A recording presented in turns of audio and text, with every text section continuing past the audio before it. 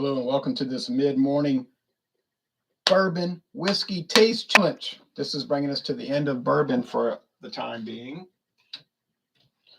But we're going to circle back to bourbon. I am going to address the rest of the Seagram's, the new, for the United States at least, the new Sazerac-owned Seagram's 83 American blended whiskey versus all the other blended whiskeys I have. I did a few of them.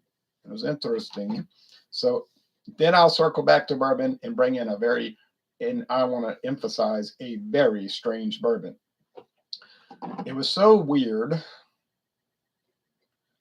that I had to buy it. I couldn't resist. Anything that's strange and aberrant, like it seems like it shouldn't exist, I have to buy it because, it's like, oh no, what is this? Okay, but this is not too much of an aberration. This is Evan Williams Green Label, Kentucky's first distiller. Kentucky straight bourbon whiskey.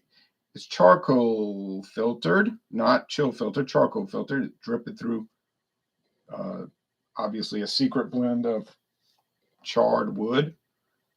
And it's aged. Oh, genuine. The words are going the same way. Genuine sour mash. It's sour mash bourbon whiskey. It's aged 3 years. It's not even listed on their website, if you can believe it. Get on the evanwilliams.com website and you will not see this listed. Strange, is it not? But it's not the only company that does that, but they don't acknowledge it. And that is that for this bottle. This bottle is finished. Cap it off and we'll be tossing it into the trash. Cost me $4.99 for this beautiful plastic bottle. Could have gotten the glass. $9.98, same price. Oh, it would have been a penny more. $9.99 for the glass, $9.98 for the two plastics. No, I didn't buy it to save a penny. I bought the plastic for a reason, mainly due to storage issues. It's easier to store the short necks. Oh, that's not enough for a challenge. What am I going to do? I know what I'm going to do. I'm going to crack open the second one. There's a full bottle. That's what the full bottle looks like. Pretty, isn't it? That's a pretty looking bourbon whiskey, isn't it? Look at that. Now you might be thinking, not probably, you might be thinking they're adding coloring. No. You better go read your regulations. Straight bourbon whiskey and just bourbon whiskey is not allowed to have coloring added, nor is flavoring allowed to be added. So this is aged 3 years. So in the 3 years in the new, and it has to be new charred oak barrels, can't be used barrels. Oh, of course you could age whiskey and use barrels, just can't call it bourbon. You can call it early times whiskey, early times bottled and bond. Look at that. That's pretty, huh? Look at it shining. That's quality.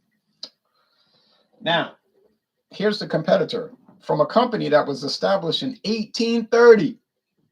And that's a fact. It's not made up. I checked trademark data. Even gave, I think January something. Mellowed 4 years. So this is a 4-year aged from a company established in 1830. It's William Bellows Kentucky Straight Bourbon Whiskey. It says bottled by Bellows and Company, St. Louis, Missouri. Well, it's really Luxco, okay? It's bottled by Luxco. Now this one's lighter, isn't it? Luxco, named after a man whose last name was Lux. Literally, his last name was Lux, Lux. They just sold out 2 years ago to Midwest Grain Products. Well, these companies always selling out. Bellows, their headquarters was, I think, Broadway in New York City. They were like a, New York corporate, family-owned company. They never owned distilleries. They just were what they called themselves wine and spirits merchants. If you look at the old advertisements from the 1930s and 40s and 50s, even into the 70s, I saw ads up until 40-something years ago. They never claimed to be distillers. They were like over in England, J&B. You ever heard of J&B Scotch? I know you have. Just Dorinian Brooks. They don't produce Scotch. In fact, if you look at their website, they don't produce anything. They simply procure it. They pay other people to make their products and they sell it. I don't even think they have a bottling plant. It is they're like Pabst Brewing Company in the United States for beer. They simply handle brands. Pabst used to have many distilleries, but they couldn't afford it, and it was not a profitable setup. And they found out it was cheaper just to pay someone else to produce their Pabst Blue Ribbon, their Schlitz, their Schmitz,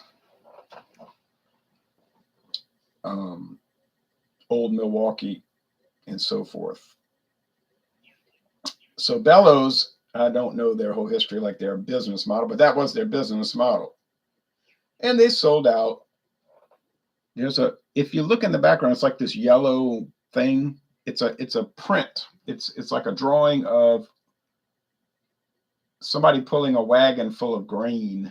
And then there's shovels and rakes and other equipment. And they're trying to make it, I guess, look like the 1800s.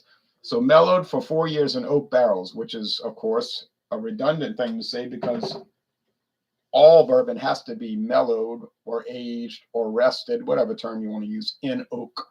And it has to be charred oak. And it has to be new charred oak. So these are both Kentucky straight bourbon whiskeys, which means what? It's aged at least 2 years. 2 years. And all the whiskey has to come from the same state. Now, are you allowed to bottle bourbon that could be sourced from different states and then blend them together and sell it as bourbon? You sure are allowed to do that. You just can't call it straight bourbon. You just got to call it American bourbon. Mm-hmm. So if you ever see a bourbon that says American bourbon, that's a strong indication that it's different bourbons that were selected from around the United States, most probably Indiana and Kentucky, but not necessarily that, but probably. Straight bourbon has to all be from the same state. Now, it doesn't say the same distillery. If you look at the Tax and Trade Bureau regulations, it doesn't say that the bourbon has to be from the same distillery. Now we're talking about bonded bourbon. When you talk about bonded bourbon, that's a whole different, same distillery, all distilled and aged, put in the barrels on the same season, spring or fall, and under government supervision in there. That's different, and it has to be 100 proof. We're not dealing with bonded. You want the surest quality assurance, get bonded bourbon. And there's some people, that's all they'll buy. Only bonded bourbon, bottled and bond, because they want that strict quality assurance.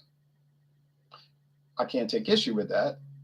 And that's why the law was passed in 1897 during the administration of Grover Cleveland. Could have been under McKinley. You know, he became president in 97, March. So it could have been under Cleveland. Could have been under McKinley. It doesn't matter. Congress passed it. They signed the law. But straight bourbon is a pretty good indication of quality on its own merits. Okay. So can you find a bad straight bourbon? Like if you say, oh, I found one so cheap, it was $5.99 for a liter. It's bad. Well, you might have. I've never seen that, because let me tell you, I got a little surprise for you. This bourbon right here, Bellows, I purchased this at Savannah Discount. And this is a liter bottle, 1,000 milliliters, and it was $5.99, and that is a fact. It's a shocking fact. I was shocked. I'm still shocked, because the guy showed it to me. How about this one?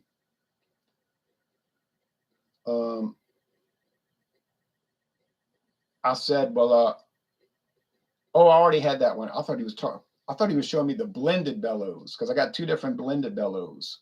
I said, oh, I already had that. But I don't know. Something was like in my mind say, go look at the bottle again. Because it was only $5.99. I thought $5.99, that's got to be, you know, low. So I went back and looked at the bottle. It said Kentucky straight bourbon. I said, oh my goodness, I got to buy it for $5.99. Can't pass it up. And I'm so glad I bought it. I'm so delighted. Now, did they have any bottles left? Come on now. a liter of straight bourbon whiskey for $5.99. How long do you think that's going to last on a store shelf? You're going to wait a week till you get your paycheck to go back and buy it? You're not going to buy it. It's not going to be there. It's going to be gone. It will not be there. You know, just like about 4 years ago, Savannah Discount had Gibson's finest rare Canadian whiskey, aged 12 years. 12 years. This is like a much higher grade Canadian whiskey than what you normally see. It runs about $60 in Canada, about $55 here for the, we're talking about the handle, big glass embossed handle bottle with a cork, real wooden cap. Savannah Discount had that for $9.99. Now that sounds like a absolute lie, right? You say, now I know your channel is just lying. No, they did have it for $9.99. That was the best deal I've ever gotten in my life. But it didn't last. How long that lasted? A week? It's not. It doesn't matter. It doesn't matter what brand it is. It's not going to last. People are going to buy it. They got a lot of heavy drinkers in Louisiana, steady heavy drinkers. Not saying that they're problem drinkers. I didn't say they were problem drinkers. I said they're steady and heavy. They're hard at it. Louisiana's a football state. Louisiana's a drinking state with a football problem. Okay, so Louisiana is a drinking state with a football problem. But international market had rich and rare. No. Canadian Limited. Sorry, Canadian Limited. Pretty low end product, right? Walmart still got it for $7.99, $7.92, whatever. But they had handles, the big jug bottle, international market, $10.99. Well, it was gone in a flash.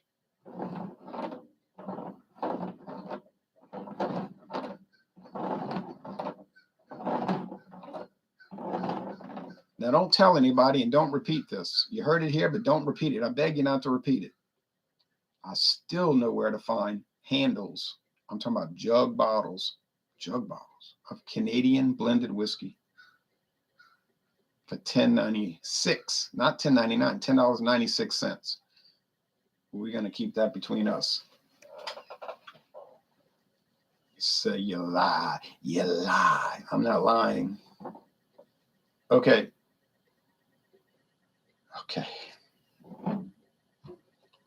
Is that any good? The stuff I'm talking about? Yeah, it's all right. It's actually all right. It's all right. It can rival Crown Royal. And you know what you're going to pay for a handle of Crown Royal? $45. This is $10.96. That's why I said don't mention it, because you don't want the Crown Royal people to find out. Okay. Go find me out behind the levee or out by the dumpsters. Well, it smells like corn. Charred oak, vanilla.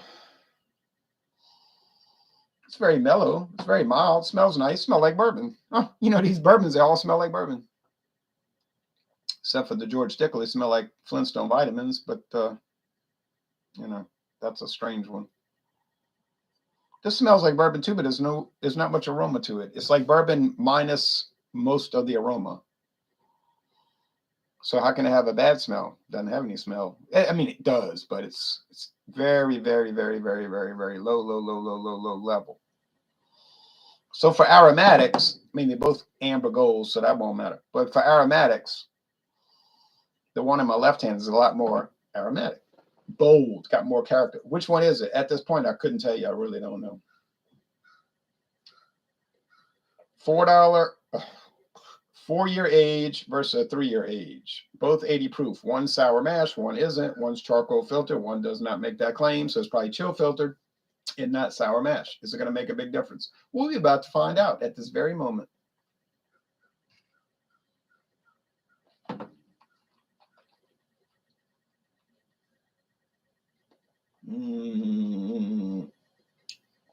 I wouldn't use this for mouthwash.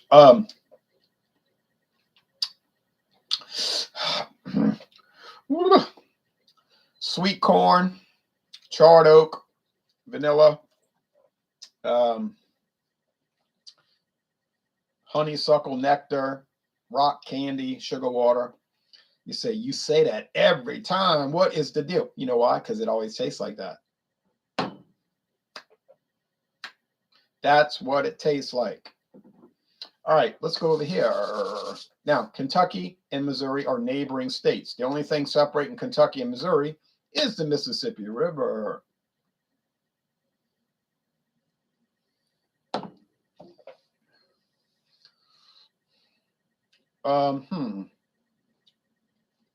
Okay.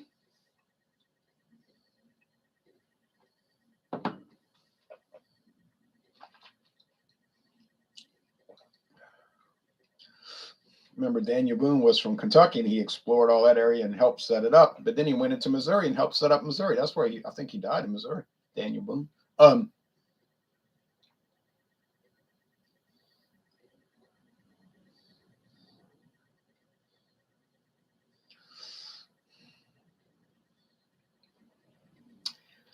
There is some charred oak, some vanilla, some of the other things. It's just, there's like a lack of flavor relative to the other. And I think it's because it's not sour mash. Sour mash kind of adds that sourdough bagel flavor. You said that's not really correct. I know it isn't, but it just kind of adds that. So I think this is the Bellows over here. Are there bad flavors in it? No, there's no bad flavor. There's just not a lot of flavor. Okay, let's see. Look at the comment. AMC Stonk says, cheers, clinking the mugs and morning. Beer mugs. Good morning to you. Okay, I'm going to give it another taste.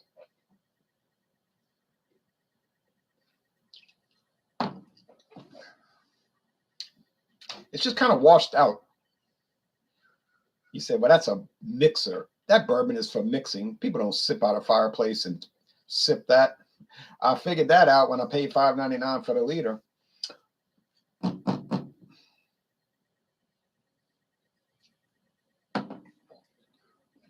Much more character, much more strength, much more cachet, even though it's younger. You know, sometimes younger bourbons that taste better than the old age. How could that be? How could a young bourbon taste better than an old age? I don't know, man. It just seems like sometimes when they're really long age, they just kind of like fade. You said, but they're in the barrel. They're in the barrel, fool. I know, but it's like they're in the barrel losing something. I can't explain it. I'm not a scientist. I did make an A in physical science honors in 9th grade.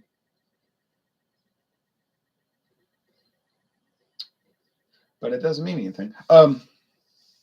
I just think that the Evan Williams got a lot of character, a lot of savoir-faire. You know, with what we're dealing with, kind of the lower end. And remember, the low end bourbon is good. Like, you're not going to go below a B. You say, what about B minus? I bet you they got some B minus straight bourbons. There might be some. I hadn't had them yet. That's all. And I'm glad. I'll be glad if I keep buying cheap stuff and it tastes good. I have no kind of like a self-destructive habit where I want to buy cheap products that taste bad.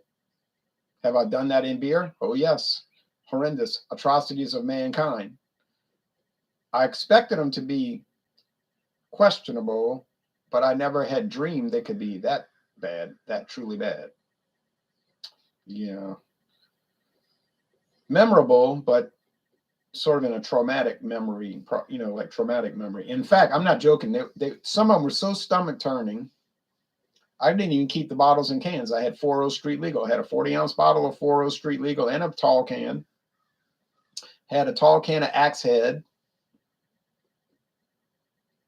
and Camo. And I had Camo Black Ice, Silver Ice, and there's a fourth one, 5-star, I think. Threw them all out. Couldn't bear to look at the cans. Every time I see the can, I grit my teeth. It just made me think of the flavor. Oh. Do I regret throwing those away? I regret it now because I wanted them in the collection. You know, it'd be nice to have those in the collection, but at the time, I just couldn't bear to look at it. And I did the same thing with Stack. Not the 9% Stack that you see these days, which I've never had. This was the 10% Stack. You know what? I think it was a 12%. I think it was a 12%. I'm not sure, but it was strong. Oh, I bought that on US Highway 90 in Beaumont, which has now been rerouted on the interstate. That college drive is no longer US 90. I guess the state didn't want to maintain it, so they gave it to the city, meaning they dumped it. They dumped it onto the city because they didn't want to pay for it. That was a year before I started doing video reviews. What a nightmare. I said, I'm not keeping this can. I can't bear to think about it. And I threw away the Earthquake High Gravity 12%. I tossed that because that came back up after 3 hours. I drank the whole can too, but it came back up. Ooh. Nightmare. Well, anyway, but I never ran across that in the bourbon world, though. I never ran across anything like that. Not even close. Not even in the same universe. In wine, no. I did buy a wine once that was rancid, and it was. I drank one sip. I say, oh no. But I repurchased it later at Mathern's, and there was nothing wrong with it. It was really good. I said, I know Gibson's can't be that bad, and it's been in business since the 1920s or whatever it was. No, the 1800s, and it's good actually. It's not bad. But that Dornack store, they'll keep stuff on the shelves till the new ice age, So, and when I told the guy, I said, "Man, this stuff is rancid." He said, "Well, most people buy it to cook, for cooking." I didn't know what that had to do with it being rancid. His answer made no sense. I was like, what?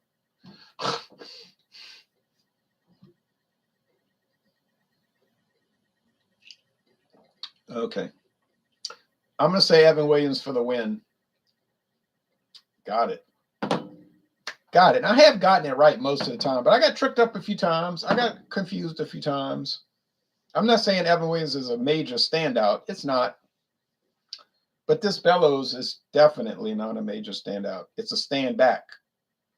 Hide in the shadows. It's not much happening with it. No bad flavors. No off flavors. No weird flavor. Doesn't taste like Flintstone vitamins like the Dickel does. But yeah,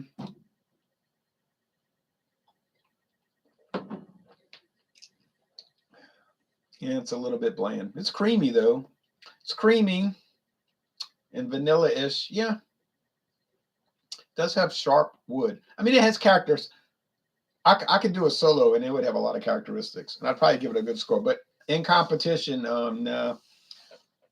It's not really setting too many people into an ecstatic state. So would I recommend buying Bellows? Well, yeah, if you saw it for my price, who wouldn't buy it? I mean, think of the value I got, $5.99 for a liter. And the worst I can say about it is kind of bland. Well, I mean, that's incredible. Incredible. Now, if anybody wants to see what bourbon I got coming up next in about say a week and a half, could be 2 weeks. I got a lot of blended whiskey. I got a lot of American blended whiskey, more than I think I do, I believe. But if you want to see what I got coming up when we come back around to do bourbon, I'll show you. It's a strange one. Let me tell you, it is really weird. But I bought it in Arkansas. Arkansas, right? Like you say, Arkansas. Yeah, that's where I bought it. And I bought it right across the street from Texas. I was in a town that one side of the street is Texas and the other side is Arkansas. That's a true story. And every liquor store was on the Arkansas side. And that's telling me something. That's telling me that the Arkansas liquor laws are better than the Texas liquor laws, because it would be the opposite case otherwise, right? Because if you go to the Arkansas-Missouri state line, every liquor store is hugging the Missouri line. It's on the Missouri side. And there'll be cars lined up. Parking lot would be full of cars. And all the license plates say Arkansas. Just like if you go to Louisiana, to the Mississippi state line, there's a liquor store on every highway crossing from Mississippi to Louisiana. Actually, more than one liquor store. And they'd be packed with cars. And they all say Mississippi on the license plate. That should tell you something. Tells me a lot. Um,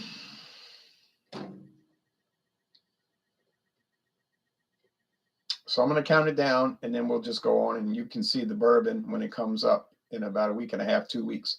But I'll show it to you going once. I'll show it to you going twice. I'll show it to you 3 times. And that's it. So just wait until we come back around. It's going to be a strange one. You're going to say, what is this? What is this? And that's what I've been saying since I bought it. What is this? Can't find any information on it. It is so bizarre. They could put it on the Some Bizarre show. All right. Thanks, everybody. Y'all take care now.